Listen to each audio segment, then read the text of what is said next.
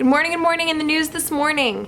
It's Monday and I'm putting out a new kind of video that I have never, rarely, ever, possibly have done once before. I am going to be recording my workouts and I'm going to be posting them condensed, so it's not like the full 45 minutes, but I'm going to be voicing over or having a little video of me in the corner talking about what I'm doing.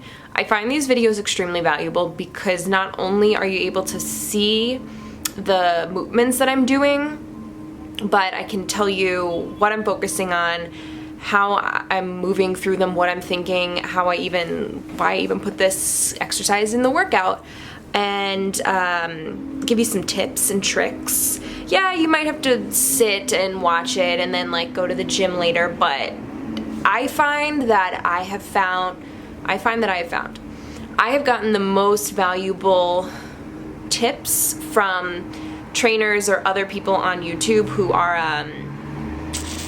experts at what they do, or experts at really overloading a body part or just pumping up a muscle that I'm interested in growing, by giving their like little tweaks of how they're engaging their body or little angles that they're adjusting to. And obviously everyone's bodies are different, so what someone is doing may not work for you, but in general, if everyone's telling you do squats so that your knees don't pass over your toes and you're like, that's not how my body works, and my body is actually at its most efficient and most powerful when my knees do track a little bit more forward because my ankle flexibility is awesome, blah, blah, blah, then that is what works best for you. So there obviously are wrong things and things that you don't want to do, not only because it won't optimize your workout and your muscle engagement, but may also put you at risk for injury. There are certainly a few right ways to do things, and it's good to experiment and try what works best for your body, because ultimately you're the one doing the movements, you're the one feeling them, you're the one that's getting the results. So let's go to the video. All right, this is a glute focused workout. All of my workouts are more or less total body, where I'm hitting most muscle groups at least once. So even if it's a glute focused workout, I may do my heaviest lifts involving my legs and my glutes, but I will hit my back, I will do something for my chest, I will do something for my shoulders, my core, not always for my arms and my calves because they're small muscle groups and I don't feel like they need to be worked isolated 3 to 4 times a week in each of my lifts. They get hit indirectly through different things like compound movements, so I'm not as much concerned over isolating those body parts as I am getting a full body, really total involvement, because I feel like it taxes my body more, it's more cardiovascular challenging for me, I enjoy it more. I like when my whole body feels worked. I haven't been going to failure on a lot of my workouts because I am experimenting with frequency and I'm really liking it. Frequency meaning doing different exercises for the same muscle groups multiple times a week. It's just a different way of approaching the workout and just doing something different. Experiment, see what works best for you. Okay, so now we're going to the video.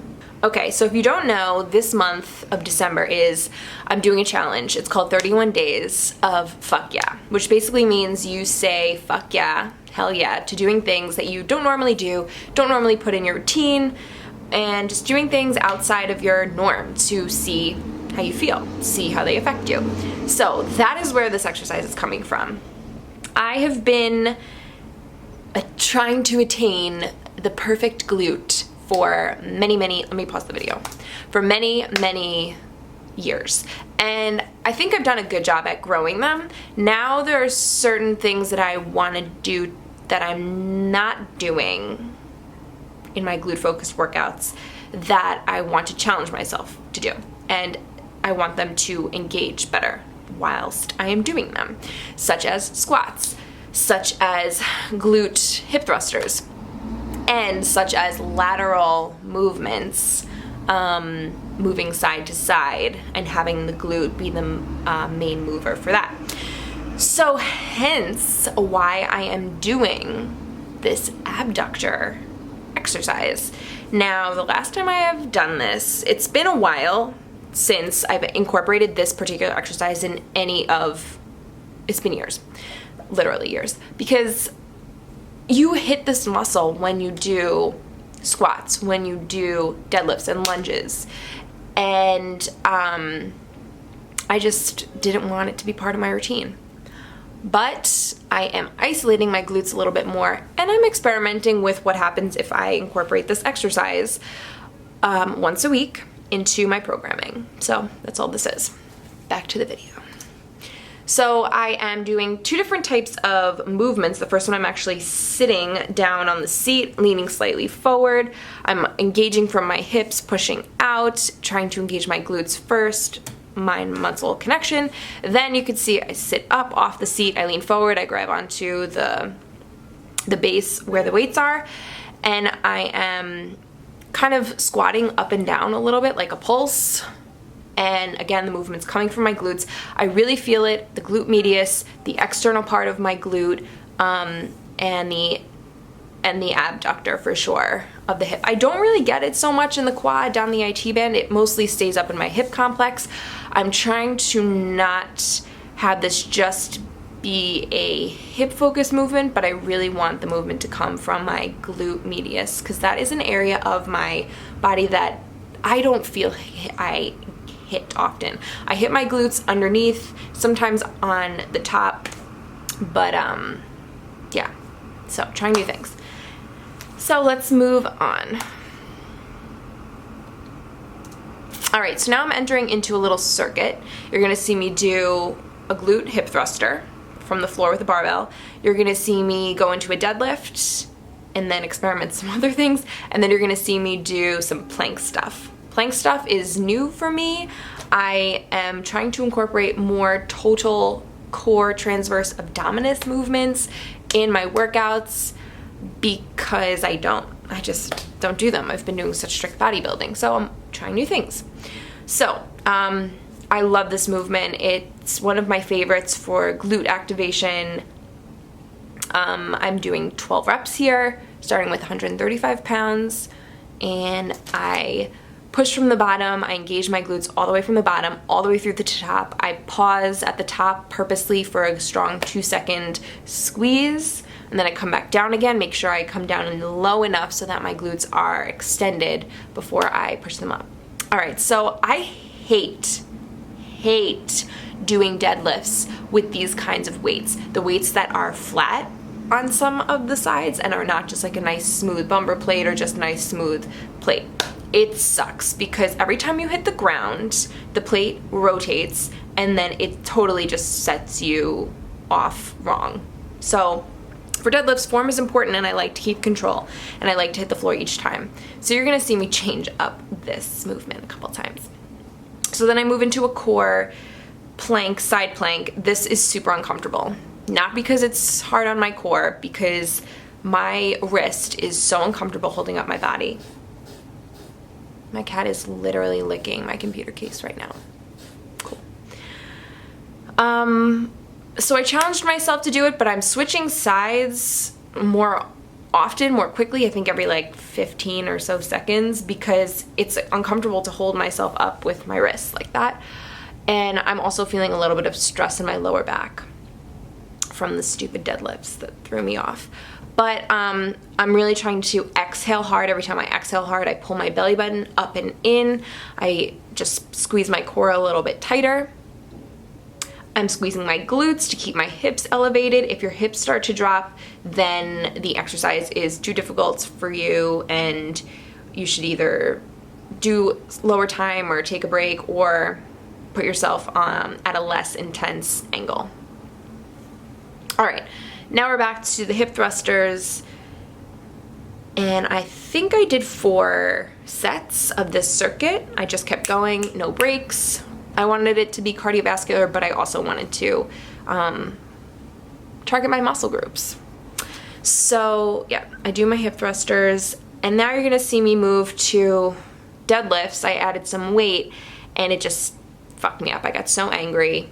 My lower back was just not cooperating, and the weights just were landing weird, and I just was like, fuck this, I'm over it. So I said F no to that, and after I did 4 reps, I moved onto, I was like, okay, like let me do something to hit my hamstrings. So I'll adapt. I'll use 35-pound plates. Make sure I get my depth. I'll stand on the bench.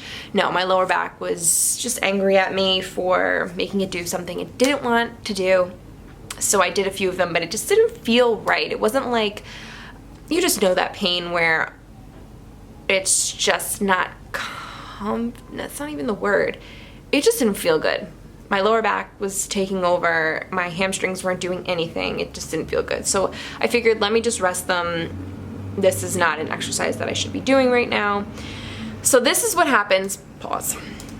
This is what happens when you go into the gym with a plan and it doesn't work out. Sometimes that happens, and you need to be willing to adapt based on the day, based on how your body feels. And this happens to me sometimes. It doesn't happen all the time. It does throw me off a little bit because I am angry that I can't necessarily do the movements that I want to do. I can't challenge myself in that way, and then I have to think of something new on the spot, but that's what you do. You just adapt. And I wasn't going to stop my workout, so that's the most important thing. All right, play. So I'm stretching my hip flexors out here because that helps to relieve the stress on my lower back. I'm also doing some, I'm kind of off the screen, but I'm doing some, what are these called? Warriors, or, you know, really deep lunges where I am stretching my back leg, which is fully extended out behind me, stretching my hip flexors all the way up into my abdominals. That really helps reduce the stress on my lower back. I mean, it makes sense. I was just doing deadlifts, which are shortening my hip flexors, and then I started to do hamstring RDLs, which again are shortening my hip flexors. So now we're moving on to some upper body. Yeah, I have 3 sets left. Leave me alone. So now we're moving on to some, I'm doing chest pressed here, and then I flip around and I do a back row, and then I do a core exercise. So I'm trying to get 12. I'm doing 10 to 12 reps, moderately heavy weight. I haven't been lifting chest for strength in a while, so although my 1 rep max was up to 140, I haven't done it in a good like 4 weeks to 6 weeks, so it's dropped. That's okay though. So then I'm just flipping around, grabbing the barbell, underhand grip, a little bit wider than shoulder width apart, and I'm doing rows. I love these rows because I can choose to lift my torso up as I pull, and it really helps get deep into my mid-back, really deep into my lats, like low, low, low. I really love that. Also driving my elbows back gets a good portion of that as well. What else? So I'm doing 8 to 12 chest presses, 12 rows, and then I'm doing these planks, this core work where I am going from a flat plank to a side plank and rotating onto the sides of my sneakers. What I think during this exercise is whichever hip is going to be down closer to the floor, I think about driving that underneath me and then out. I think about driving it underneath and out, and that really helps me connect to my core. I don't think about my arm leading me. I think about my hip complex being the pivotal movement. And that's really where all your core power comes from. Moving on. Oh, look, a new angle for my chest press. So yeah, I added some weight here. I think I added 10 pounds, so it's 195. So it's 105. It's kind of depressing, but whatever. It is what it is. Bigger and better things. So yeah, struggled through this, but like a good struggle, felt really good. Then I flipped right around, did the same weight for some rows. I like to make sure my back is really flat. I set from the top. If you notice, I take the bar, I stand up completely with it, and then I lower myself into my row form. Wow, my shoulder looks really good there. Keeping my core tight, keeping my back flat the whole time. If I feel like my back starts to arch, which I think it rarely does, but if I'm really starting to fatigue, I will pause for like a good 2 or 3 breaths and then continue, because I know I can pump some extra reps out. So that's all I did for my workout the other day. I think I may have ended it with some stretches. I'm trying to get Turkish get up, back up to par. So I think I practiced a couple of those. I didn't record it. Oh, and then what I did end up doing was my back was feeling a lot better after I stretched. So I went and did 4 sets of RDLs with dumbbells, just in the dumbbell section, 12 reps, just to get them stretched and worked and feeling good. And then that was it. I wrapped it up.